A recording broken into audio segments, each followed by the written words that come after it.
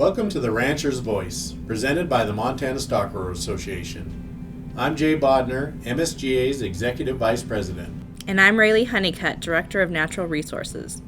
Join us for conversations surrounding policy, the legislature, and issues that matter most to ranching families in Montana. Welcome, everybody, to this week's episode of the MSGA podcast. This week, we're going to have a special guest. We're going to have MSGA's second vice president, Lesley Robinson, with us. She was recently appointed to the FWP, Fish and Wildlife Commission, so we'll have her on our interview. And we're also going to be talking a little bit about last week, some of the funding bills, and then also a look forward at this week as we look at a number of bills that we'll be hearing this week. We also want to remind you to make sure to subscribe to The Rancher's Voice, follow us on social, and make sure to like, share, and comment on each episode. If you have questions for us, email us at Kenny, Keni, @mtbeef.org. So last week, we'll start with House Bill 2. That is the major funding bill for the state of Montana.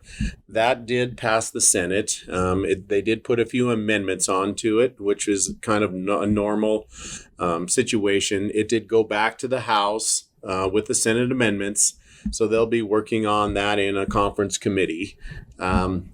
It is constitutionally required to pass as a balanced budget. So I think this puts us in a good position as this bill moves forward in a pretty timely manner, maybe more timely than normal for sessions. In addition to that, we also have House Bill 632. So this is the funding bill that would accept the ARPA money or the federal funding money. And so that has also been introduced. It's had a hearing. It's had a number of amendments in it. And I think that's still a work in progress as they kind of finesse kind of that bill along with House Bill 2 and House Bill 14 also. So the next one will be House Bill 14, and we've talked quite a bit extensively about House Bill 14. That is the long-range building funding bill that includes a lot of capital investments, which also includes the veterinary diagnostic lab, the wool lab, and then some maize money. So that also had a hearing on the Senate Finance and Claims. We did go in support of that. And so we're just right now, the Senate Finance and Claims will be waiting on executive action there. So we'll let you know as soon as that is taken. Yeah, and it's important to point out one thing that's occurring that's not fully hammered out yet, but House Bill 14 is typically a bonding bill, but because of the ARPA money in House Bill 632, the projects that will remain in House Bill 14 will be cash paid for, and there will be no bonding.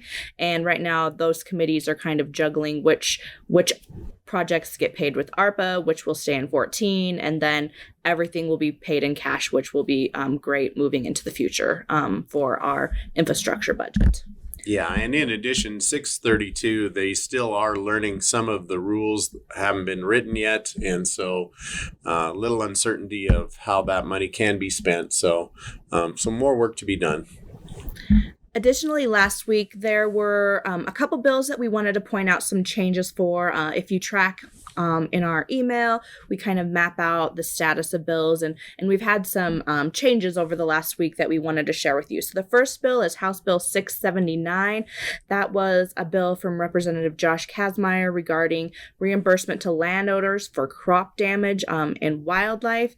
That bill was tabled in committee, and last week, as we had talked about, was a transmittal deadline for any appropriation bills. And so with that bill being tabled, it did not move to the second house before the deadline, and now is what is presumed as a probably dead bill because it did not meet that deadline. So we won't see any more action from House Bill 697, but we did have some other bills that popped up. Senate Bill 306, which was Senator Lang's bill regarding the structure of the Fish and Game Commission. That bill had also been tabled in committee, but was also amended before it was tabled. The amendment changed the landowner number from 4 seats to 2 seats. Then the bill was tabled. Last week, that was taken off the table and passed out of committee, and has since moved to the floor and had its second reading. So that bill is now alive and moving through the second house.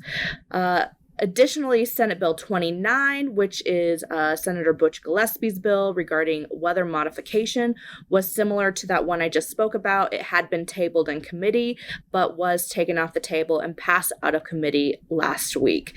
And then lastly, House Bill 677, which was the nonprofit corporation bill for buying ag land. Representative Dan Bartel had brought that.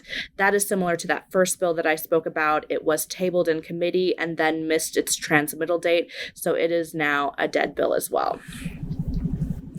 So moving on to some of the key MSGA bills, I'll start with House Bill 554. This would require the legislative approval of the National Heritage Areas and Historic Trails. This was in the second house. This is a priority bill for us, as I mentioned. It was on the second reading on the House floor, or on the Senate floor, on April 12th, and it did pass 30-19. So we're pretty excited about that. Certainly there was a lot of strong support for that bill, recognizing the importance of private property rights. It will go, if it does pass on third reading, it will go back to the House for final approval, because there was a small amendment on there where we just added a couple of words. And so we would anticipate that would go into a committee or they would accept the Senate amendments, and that bill would get passed again. So we'll be keeping you up to date as that bill continues to move forward. Our second bill was House Bill 660. This was the funding for Made in Montana. We would put an additional $200,000 into that program.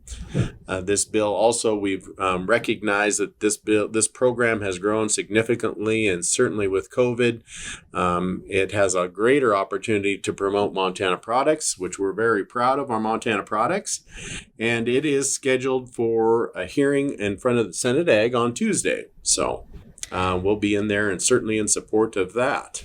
Additionally, on Tuesday in Senate Ag Committee, House Bill 681 will be heard. This is in regards to creating that agricultural transportation enhancement account for ports and port authorities. It will be heard again on Tuesday the 13th, and so we will be going in to support that bill as well, so that right now the bill stands with $2 million for port authorities to apply for grants to build and work on infrastructure. So now I'd like to introduce Lesley Robinson. As I mentioned earlier, Lesley is our second vice president. She recently was appointed to the Fish, Wildlife, and Parks Commission, and she is currently the chair of that commission. So welcome, Lesley. Well, I'd like to welcome everybody. Our guest for this week is Lesley Robinson. Lesley Robinson is our second vice president of the Montana Stockgrowers Association. And Lesley, I know that you've been a member for a lot of years, but please just tell our listeners, maybe you can start with just giving a little bit about yourself and a little bit about your background. Sure. Thanks for having me. And I am from Phillips County and fourth generation rancher in Phillips County. My husband, Jim Robinson, and we have a commercial cow-calf yearling operation. We've, like I said, I'm fourth generation. Jim's family has been in Phillips County since 1958. So we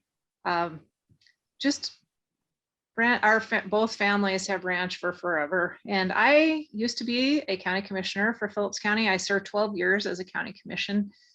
And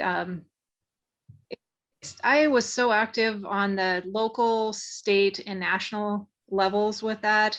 I served as the Western Interstate Region President, which is the 15 Western states. I served on the executive board of the National Association of Counties. And I just have a lot of experience with different boards. And I really look forward to serving on the commission.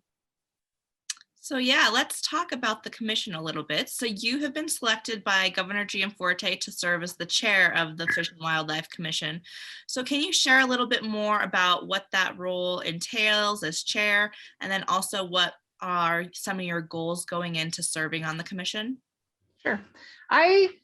As chair, I will be able to work with the department before our meeting and to set the agenda and figure out what should be on the agenda. And then when it comes to running the meeting, right now we're running the meetings by Zoom. And I just try, when I run a meeting, to try to be as efficient and fair as possible. And people can sign up, or they don't even have to sign up. They can just come on and comment on the different agenda items that we have. And it's a very, very long agenda. I think, went 7.5 hours, our last commission meeting. So I just want to remind everybody too, when you do call in to comment, to try to focus your comments, because we do have to limit the comments just to make sure that everybody gets to comment. And I want everybody's voice to be heard. So that's kind of how we've been running the meetings. And I think that customer service is very important, and for the commission to be accessible to the public is very important to me. And so I just would encourage anybody to call in and comment on our agenda items. Lesley, so as chair, do you have any inclination of if those meetings will move to more of an in-person platform, or do you think they will continue to be more of the Zoom platform that they currently are being conducted under? Sure, I think that eventually we'll go back to in-person, but I think that Zoom can be used for maybe a shorter meeting. If we have something that's maybe a special meeting, I think that it totally makes sense to do that on Zoom, just because we're spread out all over the state. Great. Well, I'd like to get just into a little bit more in depth on the commission. So you are one of 2 landowners that are on the commission. And really, I think for our organization and our members, a really important factor is that we do have a landowner or an active ag producer that is representative on the commission. So maybe if you could talk just a little bit more of why that is so important, that agriculture be represented on the FWP commission. When statutorily, one person has to be a member that is experienced in breeding and management of domestic livestock. So we're guaranteed that one person on the commission fits that. But I just think it's very important to have landowners on the commission, because we are the stewards of the habitat for the wildlife and access a lot of times to the wildlife. And so important to have a rancher landowner perspective on the commission to bring everyday life experiences that we have. And our ranch has been part of block management since 2000.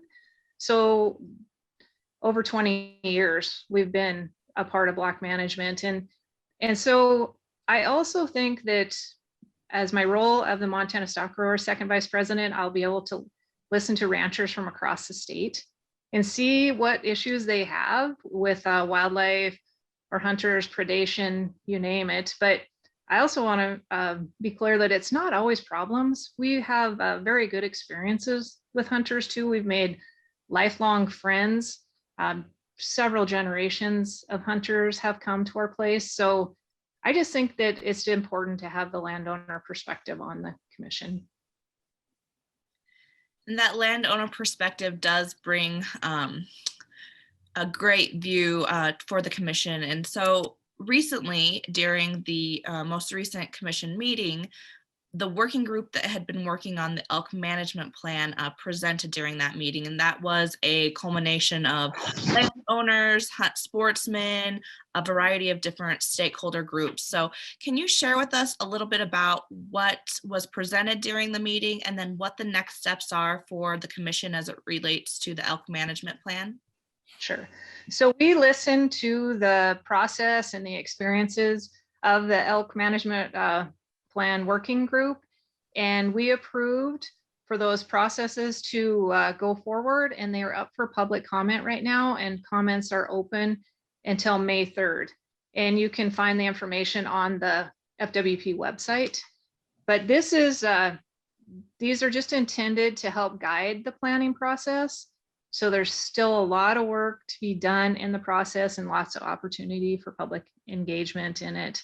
And we think that the final product will probably be at least a year out. But I just want to add too that I think that these working groups are so important. And we set up a working group on an issue that we had on our agenda this last meeting in April. And so I just want to encourage people to sign up when you do see that there is an opening for a working group. If it's something that you're interested in, don't be afraid to sign up for it to possibly serve on one of the groups. Yeah, we had a member, Ed Fryer from MSGA, serving on the Elk Management Group. And so can you tell our listeners a little bit about how they do sign up? Is it posted on the website, or how do people find out where there's opportunities for working groups? Sure. It's on the website, and I would suggest that they go to the news releases. So it's under news and public notices, and then go down to the news releases, and that's where you'll find what is out for public comment, what openings there are, and what the deadline is to sign up for them. Great. And that may be something that as an organization that we can help assist people in, because it is important to have landowner members on those working groups. And I think they will be much more active. And certainly as this elk management plan, it's been in the works for a number of years, talking about even just rewriting it. And we know that, as you said, it'll be a year out probably before anything gets finalized. But, you know, as we talk through our membership, elk management is probably one of the most hot topic button issues out there. So it will be important for our members to stay engaged through that entire process. So yeah, we look forward to that, Lesley. Right. Kind of moving on, I know that, you know, beyond just some of the season setting issues that in elk management that the commission does work on, there are a lot of other issues that the commission does also engage on. And many of those do have an impact on agriculture landowners. And so I was hoping that you might be able to touch on a few of those issues and just to give people a little bit better understanding of some of those other issues that we will be anticipating. Our next commission meeting isn't until June, but a couple issues that we expect to be on the agenda will be wolf hunting and trapping regulations. And also on the commission, we would like to look at moving for the dates for the 2021 elk shoulder seasons and potentially extending them to February 15th, where that date has already has not been extended to February 15th, kind of make it the same across the board. So I think that's a couple of the issues that we'll be looking at our next meeting.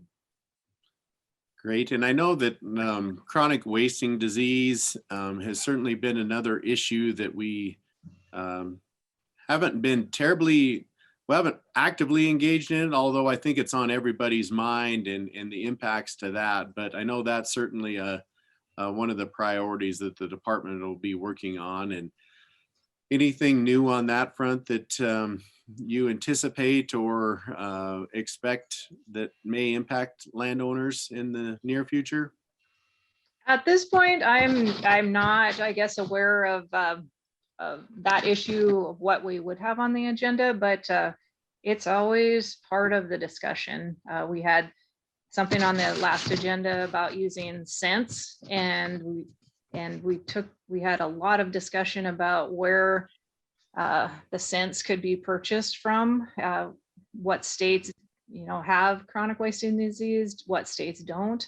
So it's constantly changing too. So I think it's just something that the FWP is on top of at all times.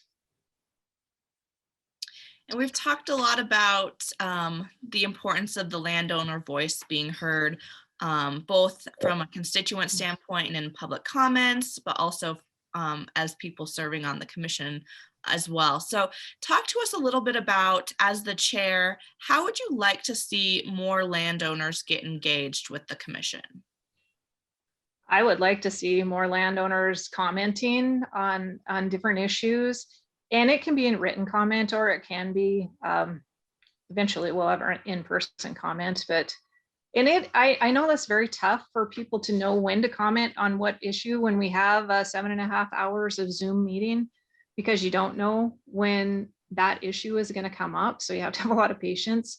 But like I said, there's always written comment too, or call us, because our phone numbers and emails are all listed on the FWP Commission website. And so I would encourage people to call the commissioners, because there is a lot of reading and a lot of research that has to go into every agenda item before we go to a meeting. And it is very helpful to get comments from the public also. And if there was a public comment period, we receive all of those comments and we read through all of those comments. But sometimes it just helps to talk to someone in person, and other issues or questions might arise that we can get answered before the meeting. But I would just encourage, and it is tough, like we said, there's so many different issues and so many different comment periods, and so that, I think, is where the stock growers could be helpful to the members as to what issues at the moment are asking for comment. Great. And I think we certainly can do that. I think it is important to give people kind of a heads up of what's coming up in the upcoming meetings. And so I think that's something that, yeah, we can incorporate to share with members. So it doesn't come as a surprise to them, and lets them kind of collect some thoughts, and has an opportunity then to either reach you or some of the other commissioners. So something we'll certainly engage on. I know, just kind of moving on, we talked a little bit about the citizens advisory boards. That was kind of utilized in the elk management tool to kind of craft some of that. And it looks like those kind of boards will be kind of engaged on. We're going to utilize those more into the future. So how do you think people is best to get involved in those if they're interested? I know we talked a little bit about it on the website, but do you see that as a tool moving forward also? I think so. I think that the citizen advisory groups will be used more and more. There's a citizen advisory councils that are per region. And so those also are a very diverse group of people. And if those in particular, the people should talk to their regional offices and see if there are openings coming up. That's not available currently on the website, but besides that, there is also, I think, right now, the Madison Working Group is asking for people to apply for that. And we have specific different areas that they have to fit into, but I guess regionally would probably be their best bet, is talking to the regional offices and seeing what is available and how they can get more active in the groups. Great. And I know that it is pretty useful to have landowners on those regional groups, because they see things and are aware of things, of either, game populations or, potential impacts. And so it is really useful for those. And the director now has also indicated that he would like a lot of these proposals to be initiated at those citizen groups level instead of being directed from the department. So certainly think that's an opportunity for us to engage in. Right. I think it's very important to have things come from the bottom up rather than the top down. So that will be helpful, I think, to have groups to give direction to the department and the commission.